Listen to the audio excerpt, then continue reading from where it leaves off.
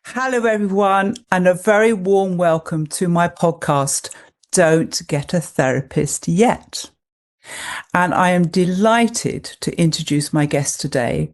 Her name is Dr. Aureen Pinto Wagner, and she's a clinical child psychologist and an author. And today's subject is very, very interesting. It's all about, is your child trapped in OCD? What you as parents need to know and how to help them without feeding the fear. So really, really important and excellent topic we're going to talk about, Aureen. So just for the listeners, please, would you like to introduce yourself, all the amazing things that you've done in your work? Yes, of course. My pleasure to be here, Wendy. Thank you so much for inviting me. I am a clinical child psychologist, as you said, and I've been specializing in working with children and adults and families with OCD for over 25 years. And I'm really dedicated to bringing help and hope to families with OCD, because I think there's so much to be excited about in the treatment. And I started practicing in the times when there were very few therapists who treated childhood OCD because it was considered difficult to treat. But I found that actually children respond really well to treatment and can really be hopeful and optimistic about recovery from OCD. And in the process of my early work, I realized that if children understood the rationale behind the treatment, which is called exposure and response prevention, which we'll talk about today, that they would be more willing to participate. Because you see, initially it was thought that they wouldn't participate, it would be difficult. And so I developed the analogy of the worry hill to describe the process of exposure and what happens when you face your fears. And that seemed to resonate really well with children and families and help them proceed with treatment really well. And then the families I worked with suggested I should write a book about it because there were only so many people I could treat directly in my office. So that's what led to me writing Up and Down the Worry Hill, a children's book about OCD and its treatment. And it's all over the world, in all countries at this time. And it's been really popular. It, I think, resonates, the message really resonates with families. And then subsequently, I wrote for parents what to do when your child has OCD, strategies and solutions, because again, parents really struggle to know what to do when their child has OCD because intuitive parenting often doesn't really work for OCD in kids. And then with my mission of really empowering children and families, I also started doing lots of workshops, virtual and in person. My practice is in Cary, North Carolina, the Anxiety Wellness Center. I also treat all other anxiety disorders, and I provide both in-person and virtual treatment, telehealth, anywhere, in many different states and countries. And finally, I do a lot of training of therapists to treat OCD, because again, I want to bring this message of hope and access to treatment to as many people as possible.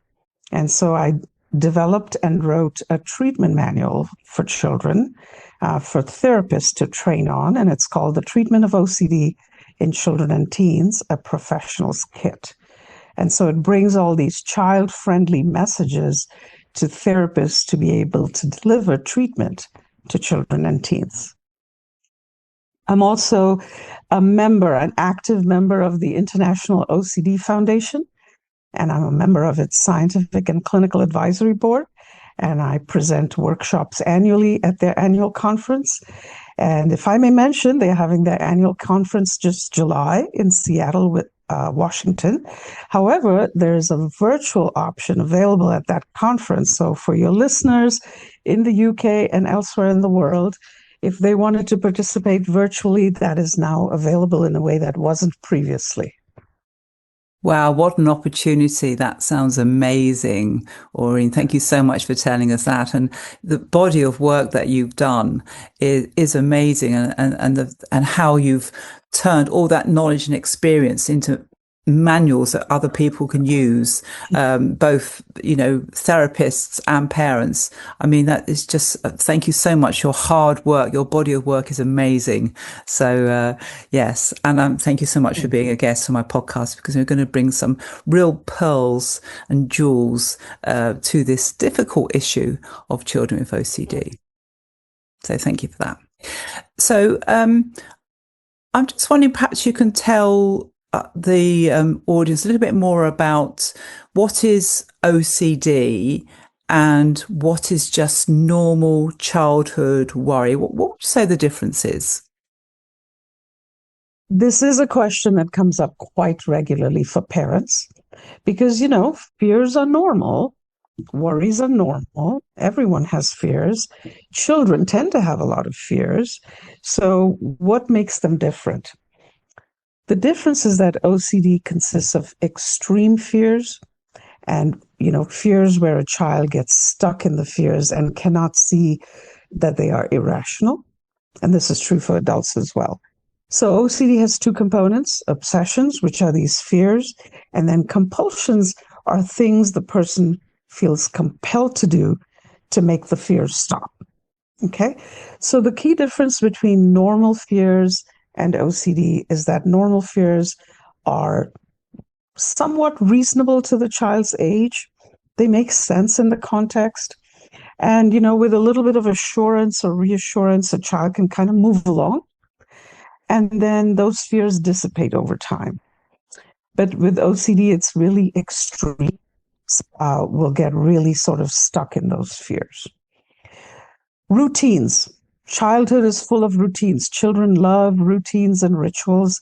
Even we as adults love routines and rituals because they make us more efficient. They make us more, in control of our surroundings. So what's the difference between normal routines and compulsions, for instance, which are repetitive actions someone takes, like washing their hands or straightening something up over and over again? The difference, I say, is that normal routines are pleasing, soothing, and enjoyable, whereas there is nothing pleasing, soothing, or enjoyable about OCD rituals and compulsions. And that's what parents should pay attention to. So if your child is lining up their toys or their stuffed animals and likes them to be just so, do they seem to be relaxed and having a good time and feeling a sense of satisfaction at the end of it? That might be totally normal. But if they are looking frantic and frenzied and intense and upset about it, and when you interrupt them and say it's time to move on, if they have a big upset or tantrum or meltdown, then that might be a clue. Okay. That it may be more than just normal. Okay. Those are generally the key ideas. Yeah, that's a really good differentiation. I love that. And I'm sure people can really relate to that. So thank you for that, Aureen. And I wonder, what are the early signs of OCD in children that parents might miss initially? There can be a lot of different signs or red flags. None of the ones I'm going to list are going to be exclusive markers, but they just mean that perhaps if you see something happening repeatedly, you should pay attention. So some of them are uncharacteristic behaviors. Your child is suddenly acting different, unusual, in ways that don't seem typical. So, for instance, a child who is fairly happy-go-lucky suddenly becomes very nervous, very frightened about things. On the other hand, a child who is nervous might suddenly become very angry or aggressive. A timid child might act very different. So that's a clue something's not right. It doesn't mean it's OCD, but that's what you start paying attention to. And basically, if your child is repeating a lot of things that don't make sense, repeating questions, washing their hands too much, wanting to straighten something up, wanting their clothes to feel just right, and they get stuck repeating. They're confessing, they're apologizing, they're becoming suddenly very perfectionistic. Those are often indicators that there might be OCD going on. And of course, the biggest hallmark of anxiety or OCD, and by the way, OCD is a form of anxiety, is avoidance. So all of a sudden, your child refuses to do things that they were perfectly comfortable or capable of doing in the past. They don't want to go to bed, or they are refusing to go to school, or they are refusing to come to the table to eat in ways that don't make sense. Those are often the signs. And so when you see these signs, what you need to keep in mind is what I call the 4 Ds: disproportion, disruption, distress, duration. These 4 Ds are kind of a guideline for parents and school professionals to consider whether this might be OCD. Is the child's behavior, even if it's a bit of a problem, is it really out of proportion? Is it so extreme that it doesn't make sense in the context? Is it causing disruption? Again, here's a child who can't eat, who can't do their homework, who cannot go to sleep. There's a lot of disruption. It's causing distress. The child is upset about it. They're not enjoying it. They're distraught about it. And finally, duration. This is not a one-time thing, or, it went on for a few days and then it was gone. It's going on for longer than makes sense in any kind of context. So the 4 Ds are kind of that guideline to pay attention to. That's very good to remember, and I'm sure everybody can relate to that, especially the duration, like you say, how long it's going on for, and the distress. They're all important. That's a really good guideline that I think people can go with as well. And the duration, I think, sort of says that it's not a passing phase. Yes. It's not a passing phase, because a lot of times parents think, they're just going through a phase, we'll ride it out and they'll outgrow it. But when you get that sense that it's beyond that, that's something to pay attention to. Okay, really helpful. That's really, really good. And Aureen, you already mentioned compulsions. Could you tell us a little bit more what they are, some examples? And also, I understand some of them can be hidden as well. Yes. Perhaps the most classic type of ritual or compulsion that we are all aware of, thanks to information available to us, is hand washing or sanitizing or cleaning.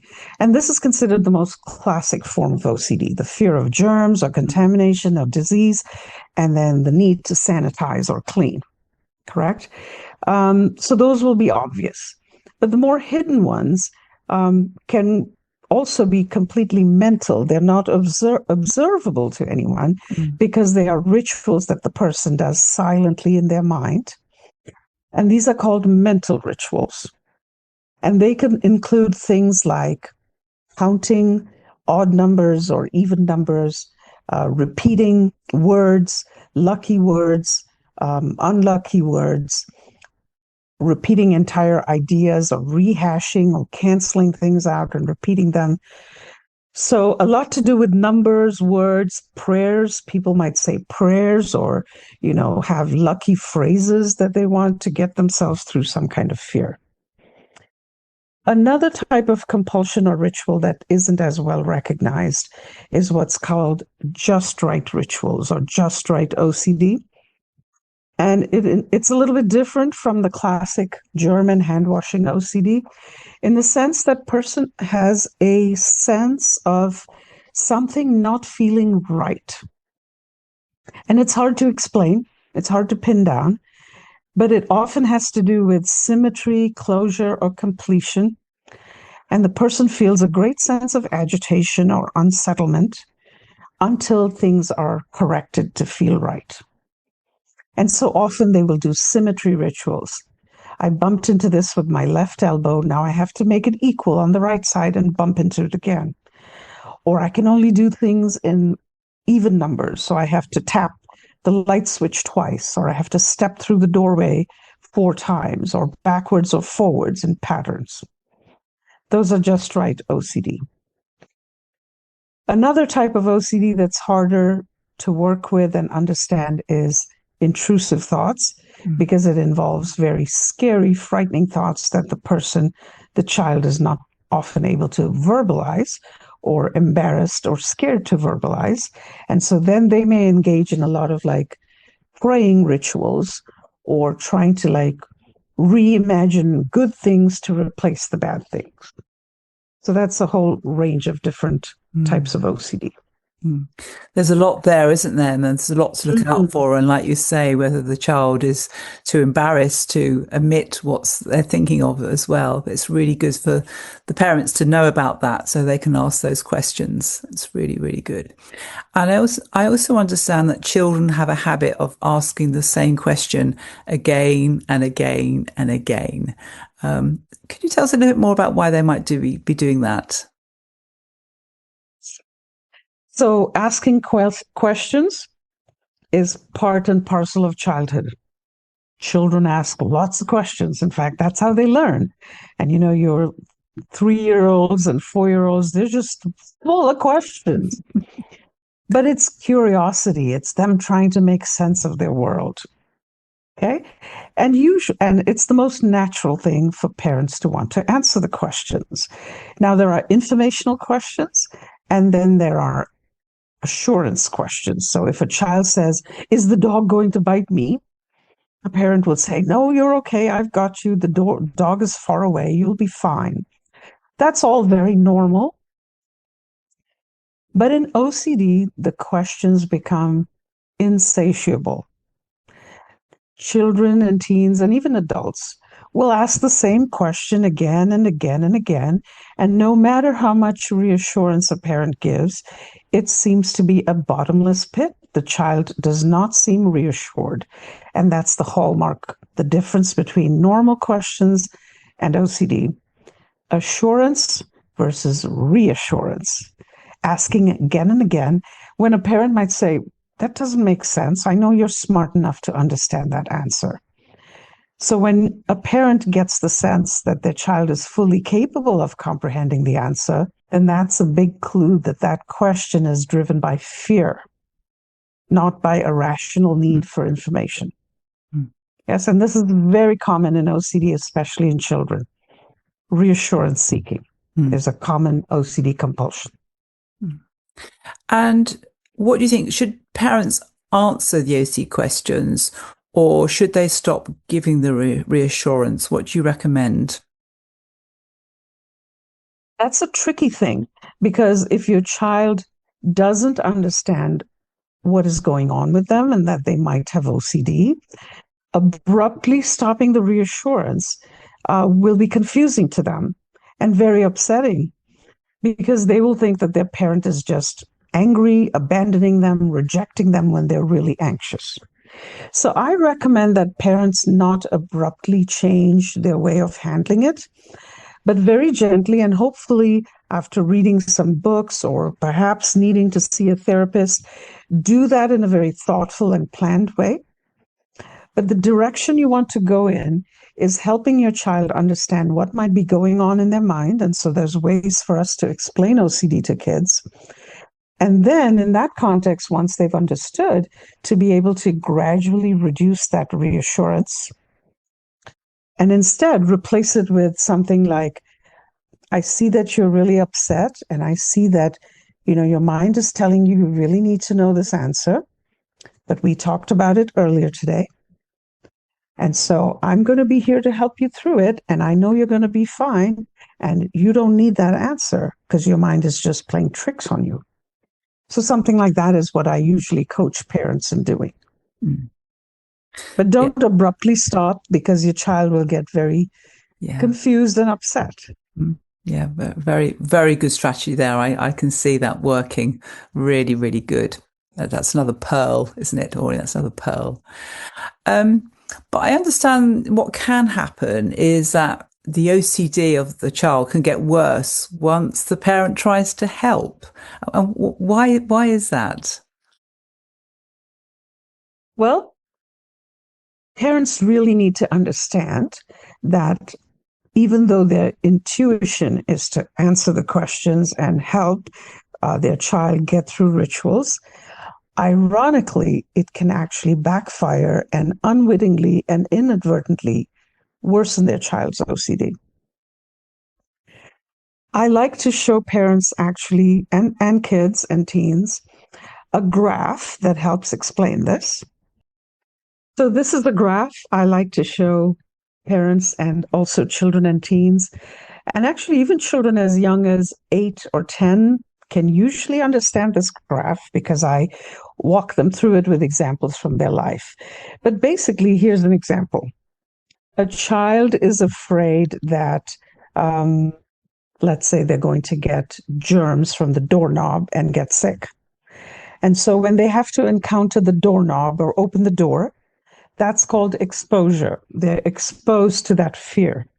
Their anxiety starts rising and they get very panicky about it. And so they have to engage in escape and avoidance. And they might actually not touch the doorknob at all, or they might run and wash their hands, or they might ask the parent, is it going to be okay? Is it going to be okay? Can I touch it? Can you touch it for me? Mm-hmm. All of those things amount to the same thing. They become a form of escape or avoidance. And when they can do those things, the anxiety quickly drops, but they haven't learned how to handle it. So the next time they have to encounter the doorknob, they're going to want to do the same thing again because it worked. It makes them feel better. And therefore, parents might not realize that every time they give reassurance, they're making their child feel better instantly. But it's only a temporary fix because the next time the child is going to seek that instant relief because it's so much easier, right? As human beings, we find it rewarding when we can get out of an anxious situation. And so we will keep doing the things that get us out of that as quickly as possible. So basically, rituals and escape become a vicious cycle over a period of time. And this is considered the most powerful fuel for OCD. The more you wash your hands, the more you ask for reassurance, the more you do rituals or escape situations, you are strengthening your OCD behaviors and you are not learning how to handle them. Yeah, makes absolute sense. Yeah, really, really good. Really, really good diagram. So you can sort of see the difference there. And I think very clear so that children of all ages can see that. And I love the bit at the end where you go, I did it. It's really good. So I know you're focusing a lot on helping parents to help children. So what should parents do when a child has, say, for example, contamination fears or even hand washing rituals? Could you give us some sort of tips on there, Aureen, please? Thank you. Sure. Once again, I think I would start out by really helping kids and families understand what OCD is and how it works, what makes it worse, like the cycle of escape I showed you, and then what makes it better. And so the way I go about that is to describe obsessions as false alarms in the brain.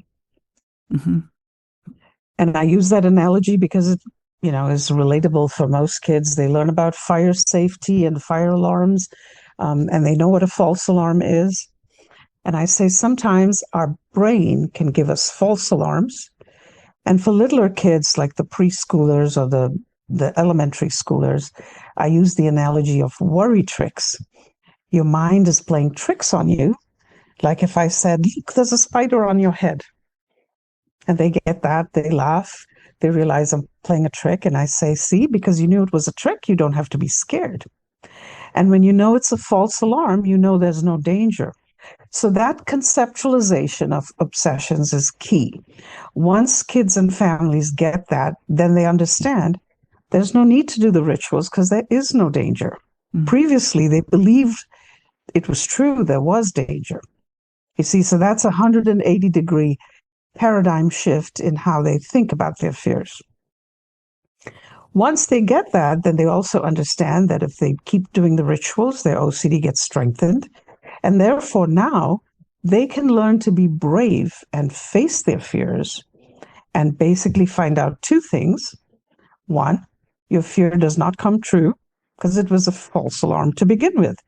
And the second is you are braver than you think you are, and you can handle it a lot better than you think you can. And so once I've taught kids and parents all of this, then that becomes the model by which their parenting reactions also evolve. So a parent can say, for instance, now you're washing your hands. Is that you or is that the false alarm? Right? And therefore, remember, if you keep washing, it's going to get worse. So what do you think you can do? Can you be brave and turn off that faucet right now? And I'm here to help you. So once they've gotten those concepts, then it becomes applicable in everyday life as well. Hmm. And thank you for explaining intrusive thoughts. And I'm just wondering that children can have different ones, can't they? They can have ones about harm, death, religion, or being a bad person is quite common as well.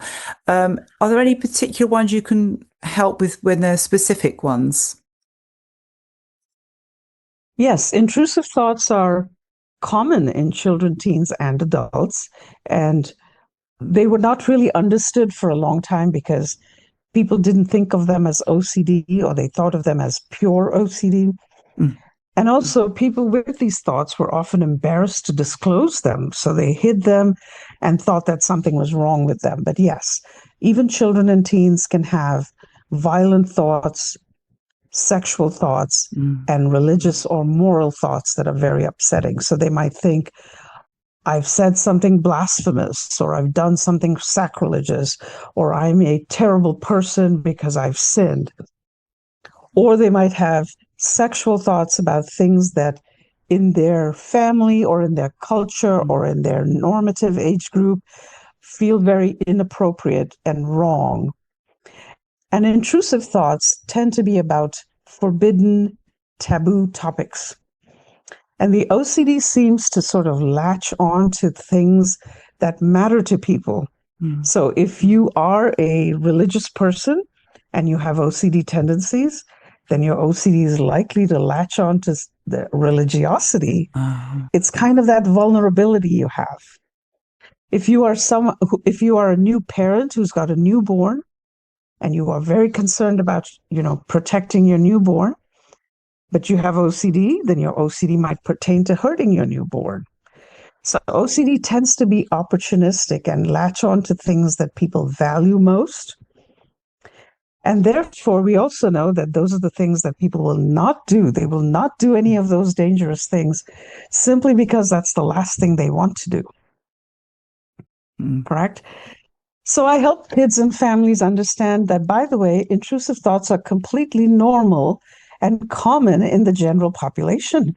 Even people without OCD regularly have uncomfortable, unpleasant, ugly thoughts. Actually, there were research surveys done in the UK way back in the 70s, even. Dr. Stanley Rachman, and Paul Shalkovsky then replicated that study, which basically showed that about 80 to 90 people without OCD reported intrusive thoughts of some kind or another at some point in their lives. And I say the other 10% are lying. So true. Because we all have unpleasant thoughts periodically. So true, Aureen, yeah. But what's the difference between people with and without OCD if everyone has intrusive thoughts? The difference is in how people react to the thoughts. People without OCD sort of momentarily might be disturbed and say, oh, that was strange, that was gross, that was weird. And then they can generally shrug it off and let it go. People with OCD, on the other hand, aren't able to react in that manner. They become very upset about the thoughts. They give them a great deal of importance. They think they must mean something about them. And then they begin to focus on them. And then the more they focus on them, the more they engage in escape and avoidance behaviors, like trying not to think about the thoughts or ritualizing. And then, as I showed you in the graph, that's what makes it worse. So they get stuck doing that. So parents, I think, can help their child understand that they are not a bad person for having intrusive thoughts. They're normal and common. And they're just kind of like, thoughts that drift through our minds, and they have to just let them come and go and not react to them.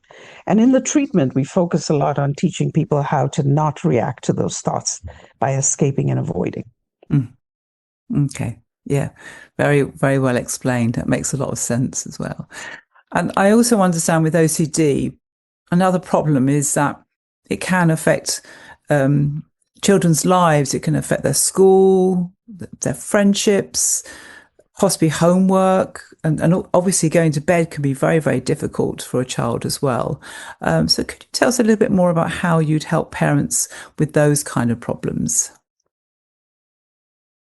Yes. I think it's important to be kind but firm in setting limits. So a parent will always understand that their child is struggling.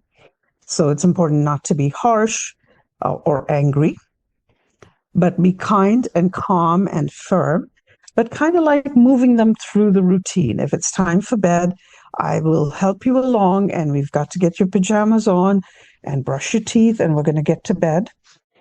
And likewise, getting to school. So once again, I think, a child really needs to understand that OCD is giving them false alarms, and that's what's making it hard to go to school. But if they can reframe again, this is just OCD, this is just a, worry trick. I don't need to be afraid. And a parent needs to convey, I believe you're brave, and I believe you can do this, and I'm here to help you with it. So conveying confidence and a sense of belief in your child gives them a sense of empowerment. And we want to promote that sense of self-efficacy. You can do this. It might be hard, but you can get through it. And I'm here to help. That's such an important message, that, isn't it? That's such a key message that you're encouraging parents to say to their children, you can do this, you're the brave one, and how that sort of gives them the confidence, therefore, to face the rituals and the obsessions. That's really, really good. And earlier on, Aureen, you used a term called ERP, and I know that's quite key in OCD. Could you tell us a little bit more about it and why it's so good for OCD? ERP stands for Exposure and Response Prevention, Mm-hmm. and it is considered the key strategy for overcoming OCD. It is the most powerful, the most effective. It has a lot of research support behind it. We know now with great confidence that it is very effective for OCD in children, teens, and adults.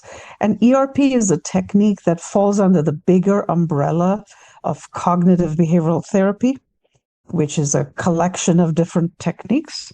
So if parents hear both terms, CBT or ERP, not to be confused, they are, kind of the same thing, but ERP is a specific technique within the family of techniques of CBT. And the basic idea with ERP is that you can face your fears, because remember, they are false alarms. And it's only by facing your fears and not doing the rituals. So E stands for exposure, facing fears. RP is response prevention, not doing the rituals or escaping. When you do those things together, you get to experience that nothing bad happens and that you will get through it and that you are safe. So OCD creates a lot of danger learning in the brain, and ERP teaches you safety learning, that the thoughts are not dangerous, the worries are not dangerous, you are perfectly safe. So that's the key of ERP. And like I said, in the early years, it was believed that children would not be able to do this, but now we know with confidence that kids can do it too. And in that context, I share the analogy of the worry hill that helps kids understand what it's all about. So this is the analogy of the worry hill. And I tell kids, it's like riding your bicycle up a big hill. And almost any child can relate to the idea of riding a bicycle up a hill. It's a very universal analogy. Mm. And when you're riding up that hill, it's tough. You're huffing and you're puffing and you want to quit and escape and get back down that hill. But it's only when you stick it out, you get to the top of the hill. And then you get to come down the other side. You get to coast down that hill. And then you can say, I did it. I'm brave. I beat it. So this is the analogy that explains exposure and then how anxiety dissipates or subsides after you go through exposure. So when you get down the other side of the hill, you can be proud of yourself because you were brave and you learn that you can handle this difficult thing and that nothing bad happens. So that's the key learning, that this analogy really helps kids and families understand.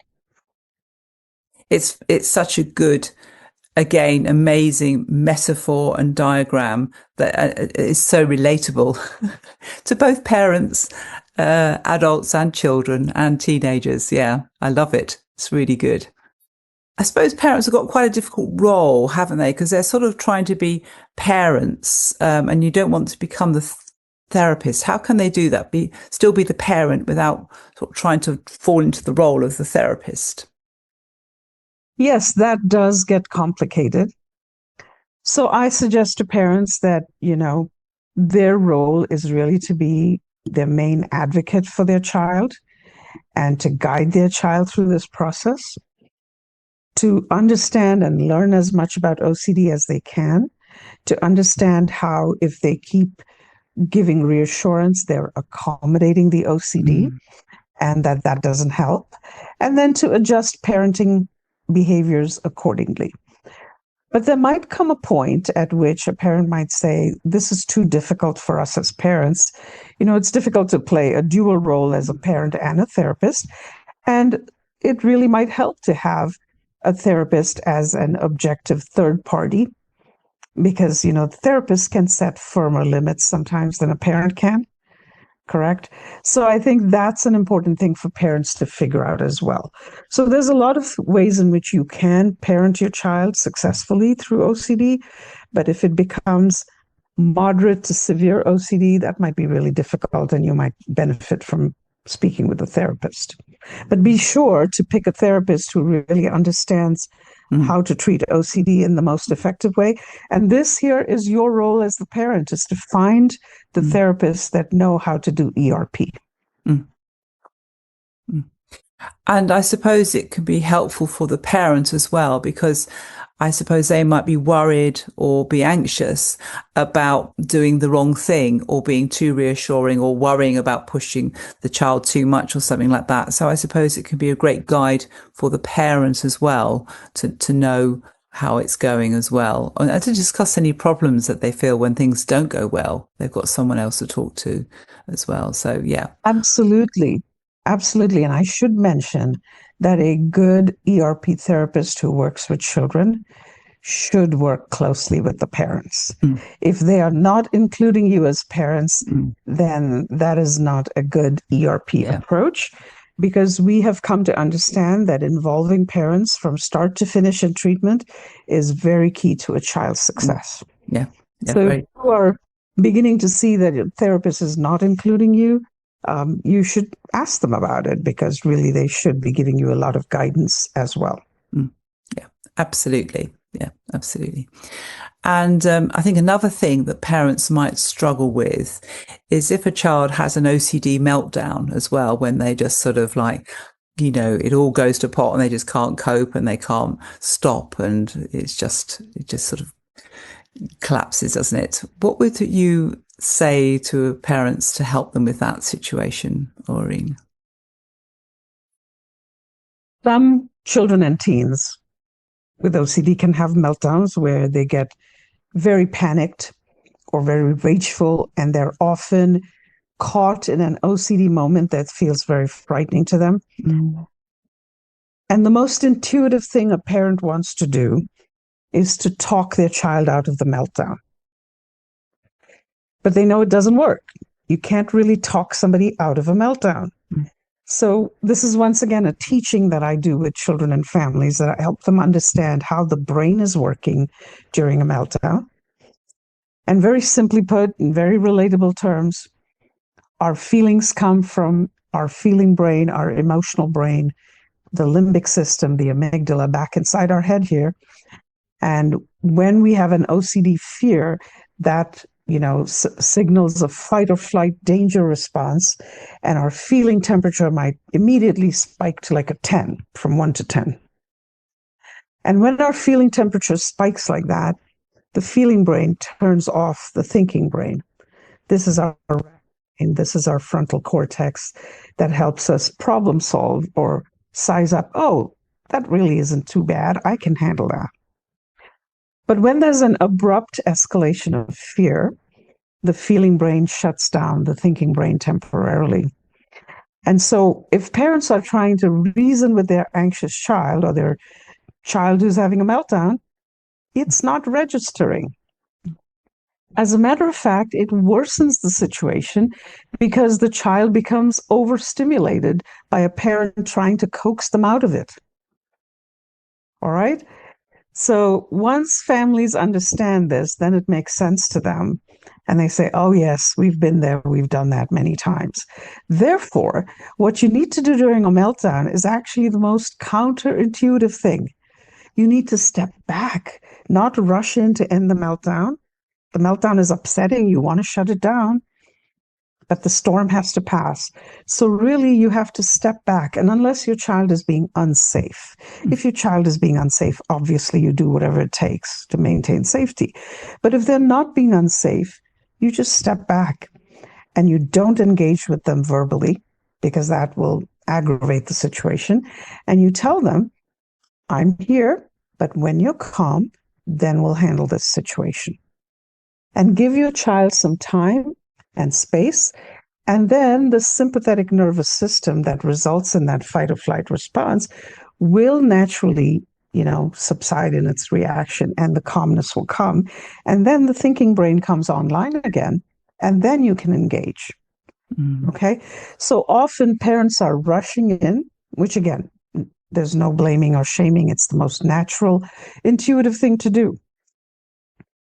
But I tell parents, once you understand how the brain works, then really the approach to meltdowns becomes a 3-phase process. What do you do before the meltdown, during the meltdown, and after the meltdown? Before the meltdown is all the proactive, preventive stuff that you do to recognize common triggers, to prevent them from happening, to set up the situation so your child doesn't keep ending up with meltdowns. Then the second phase is, what do you do during the meltdown? And that I just talked about. You step away and let the meltdown happen. And then the third phase is, what do you do after the meltdown has subsided or abated? And this is one that most families never do. They don't come back to it afterwards to revisit it or to talk about it, because it's too upsetting. And they don't want to poke the bear again.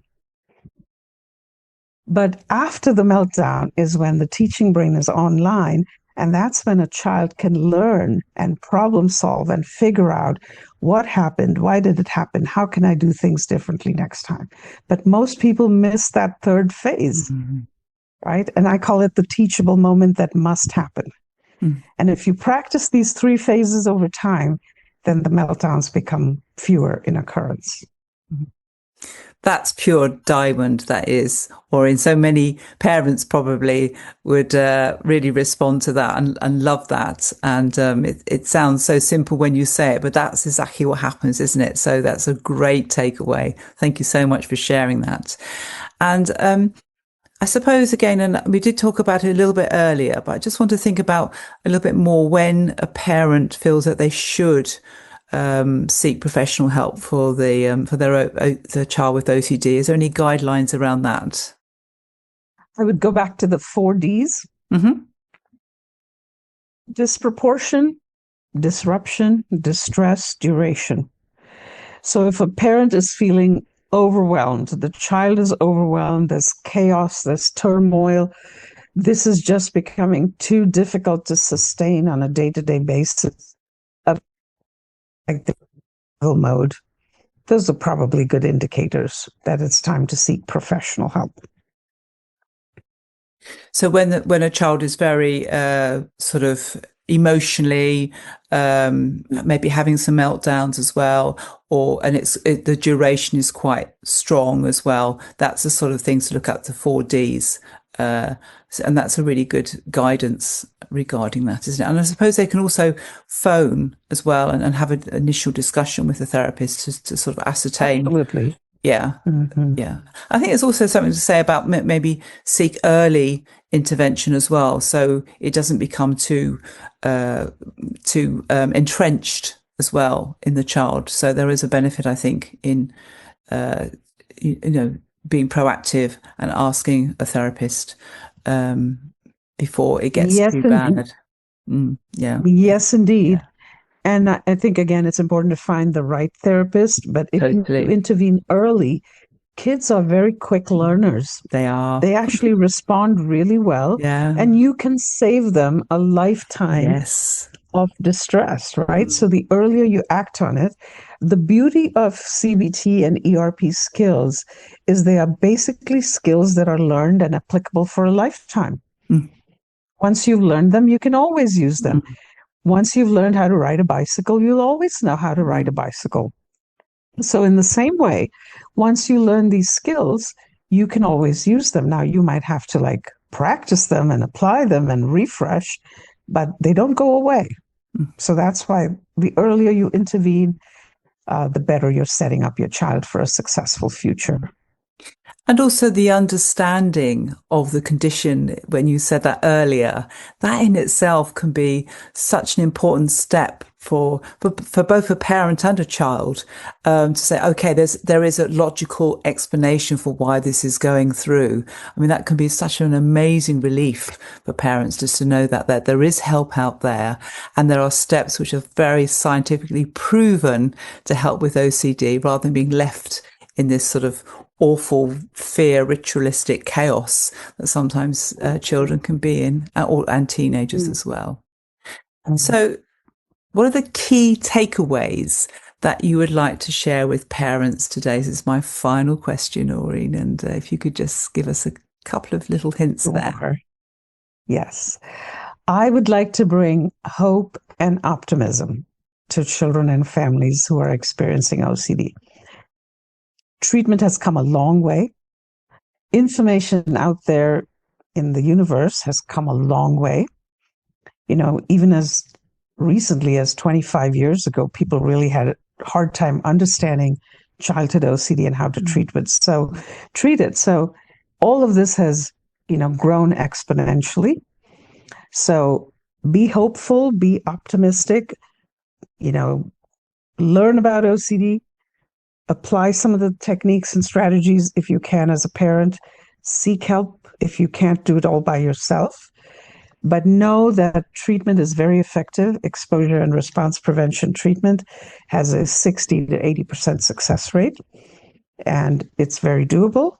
And so your child can have a good recovery and get back on the trajectory of life, and, have a relatively normal adulthood if you get the treatment early enough. That's such an important message. Yeah, absolutely.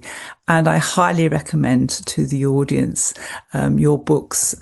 They are just full of wisdom and practical steps, and so relatable as well. And to give so much of that information in a book, that's like gold dust, isn't it? So thank you so much for sharing, being so generous with the way you have spoken on this podcast, and for actually transferring all the knowledge and skills and experience into some self-help books that parents can use, or therapists can use as well, to help them to better understand OCD.